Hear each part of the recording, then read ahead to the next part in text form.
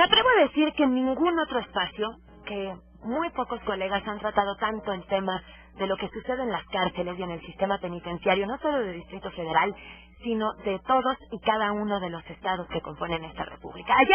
Ayer la Comisión Nacional de los Derechos Humanos da a conocer los resultados de su estudio sobre la situación penitenciaria, sobre la situación de las cárceles, tanto municipales como estatales como federales, las condiciones en las que viven, entre muchas otras cosas, los reos y los internos que están cumpliendo una condena, y vaya que no son nada halagadoras. Está en la línea de Radio 13 Noticias y se lo agradezco de verdad muchísimo. Guillermo Andrés Aguirre Aguilar es el tercer visitador general de la Comisión Nacional de los Derechos Humanos, y él justamente es quien se encarga de tratar de estudiar y de observar para después recomendar lo que se debe de hacer en un tema tan delicado como las cárceles. ¿Cómo le va? Muy buenas tardes. Qué gusto me da saludarlo de nuevo. Daniel, igualmente es gusto saludarte, y como tú bien lo señalas, has sido tú una persona que ha explorado como pocas este tema. Y vaya que nos encontramos con cosas que no son para sentirse conformes en ningún aspecto. ¿Cuáles son esos principales datos que usted nos diría sobre la situación penitenciaria en México? Gracias, Daniel. Pues efectivamente, como ayer hizo el conocimiento el señor presidente de la Comisión Nacional de Derechos Humanos de la Unión Pública, el Diagnóstico Nacional de Supervisión Penitenciaria, pues los resultados son no muy halagadores, son preocupantes.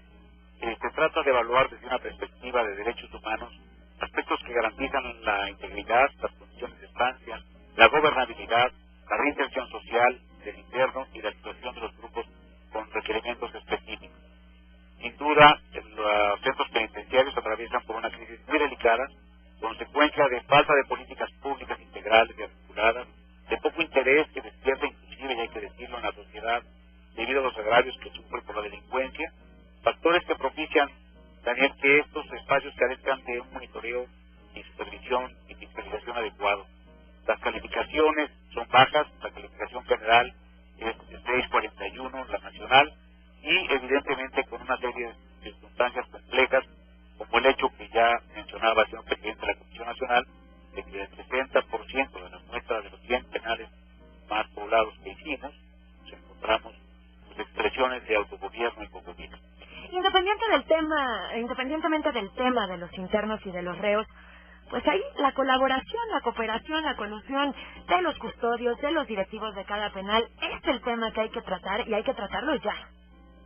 Pues sí, evidentemente, así como lo mencionas, sin duda es parte de la gran problemática que tenemos. Después es un problema que tiene que ver pues no solo con dotar de estos espacios de suficientes recursos de personal, sino también de una voluntad política férrea y decidida para evitar este tipo de prácticas.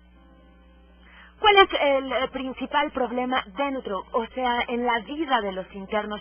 Hemos oído hablar mucho de la sobrepoblación, de las enfermedades, de la violencia que hay dentro, de la falta de cosas tan básicas como el alimento. Así es, de las principales quejas que la Comisión recibe, por ejemplo, es en razón de la alimentación, en razón de la atención a la salud, y evidentemente pues el maltrato en lo general que reciben por parte de las autoridades responsables de los centros penitenciarios.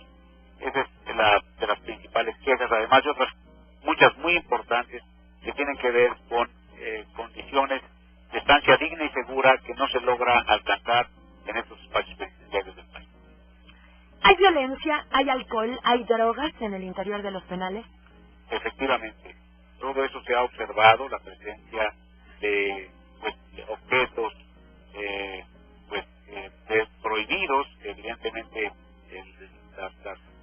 se detectan los privilegios, presencia de objetos y sustancias prohibidas, la prostitución, grupos de personas que ejercen violencia o control sobre el resto de la población, cobros indebidos para protección personal, la asignación de estancia, la plancha para dormir, el pase de lista, mantenimiento de dormitorios, acceso a alimentos y servicios médicos, y pues dentro de ello también algunos elementos que pueden ser peligrosos, como puntas, como armas, etcétera.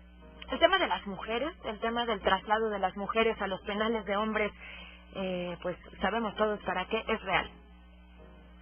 Mira, en el tema del internamiento de mujeres, las mujeres en reclusión, es un tema complejo. La propia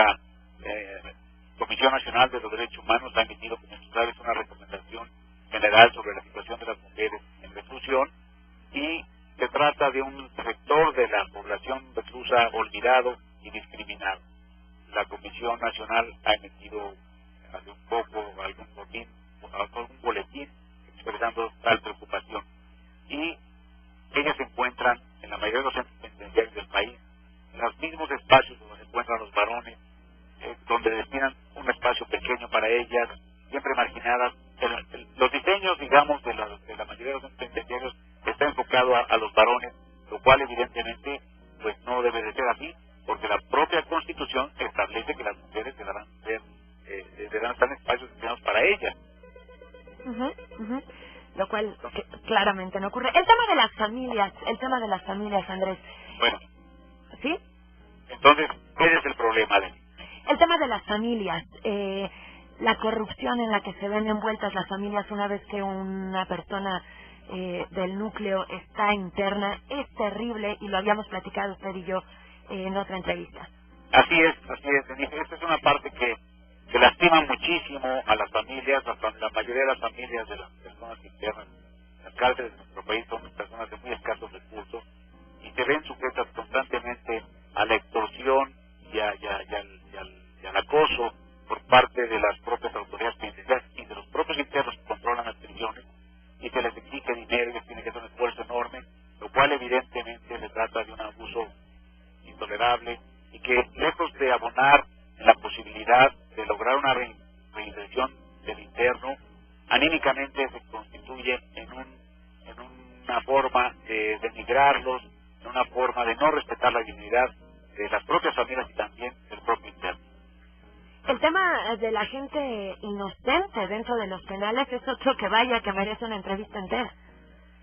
Pues es un tema complicado, pero bueno, tiene que ver con un sistema penal.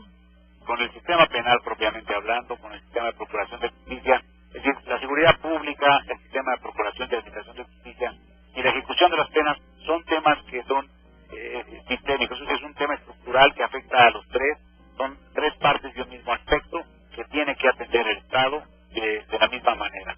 Eso es, se han destinado enormes recursos para las policías, para el combate a la delincuencia, para incluso la transformación jurídica del sistema penal, pero en la parte del sistema penitenciario la verdad es que no se ha visto esa misma intención, ese mismo interés, y sin duda lo que se observa es un abandono, lo cual es un contrapropósito, porque para que esto pueda salir adelante, evidentemente se requiere de una voluntad política, como se lo comentaba, y de destinar recursos suficientes para que por lo menos los centros penitenciarios tengan el suficiente personal para poder atender a la población que ahí se alberga. De otra manera, generas problemas y circunstancias terribles como las que se observan en muchos centros penitenciarios del país. Y vaya, que existe una enorme posibilidad y una enorme probabilidad de que quien nunca había delinquido en su vida y cae por alguna razón, por alguna circunstancia, por alguna falla del sistema penal al que ya le hacíamos referencia, caiga en un penal y al salir haya aprendido a cometer cualquier tipo de delito. Daniel, tú sabes que la reinserción es el objetivo fundamental. La Constitución de la República establece que el sistema penitenciario se debe organizar sobre el respeto a los derechos humanos, el trabajo, la educación, la capacitación para el trabajo, la salud y el deporte. Y paradójicamente son las áreas donde se encuentran los déficits más importantes. Y la reinserción tiene, sin duda, un fin que busca la prevención del delito. Entonces, prevenir el delito tiene que ver con las condiciones de internamiento de los internos, darles la posibilidad de reinserción, ofrecer la posibilidad de reinserción, para que al salir de las prisiones tengan la opción de tener otras alternativas para poder subsistir y no recurrir al delito. Esa es una cuestión de prevención muy importante que hay que tomar en cuenta y que la sociedad tiene que estar también muy consciente de lo que se hace en favor de los internos, se hace en favor de la sociedad. Y es que, independientemente del tema del autogobierno que bien señala el estudio realizado por ustedes, Andrés, pues hay una propia jerarquía dentro de las prisiones. Hay muchos internos que tienen privilegios, me parece que es el término correcto. Es decir, que pagan una muy, muy fuerte cantidad de dinero todos los meses o todas las quincenas y tiene una celda propia, tiene alimentación diferente, le piden servicio a domicilio de lo que se le antoje de comer, y esto es literal, tiene televisión, tiene sistema de cable, tiene ropa, tiene incluso servicio que le ofrecen los otros internos. Así es, así es. Y es donde se desvirtúa pues el objetivo de la prisión. Es donde observamos que no se cumple y no se logra el fin de la pena, que por lo pronto es cumplirla en los términos que la dictan los jueces, que es importantísimo, que se cumpla a cabalidad y no con el propósito de que se destinan en estos espacios para que realmente pues ni siquiera parezca un castigo, sino más bien una protección para muchos de ellos. ¿Cómo estamos frente al mundo, Andrés? Pues yo siento que pues, muy preocupados debemos estar en esta materia y sin duda penados de que por tantos años se ha abandonado un tema tan vital para un país como este. Es decir, nos falta muchísimo y no se ve por dónde, que es lo peor. Pues evidentemente yo espero que sí se vea por dónde, y por eso la Comisión Nacional está tratando desde hace muchos años, como tú lo sabes, de alertar y dar cuenta a las autoridades respecto a estas condiciones y sobre todo a la sociedad, a los medios de comunicación, porque es un aspecto muy importante para la salud del país.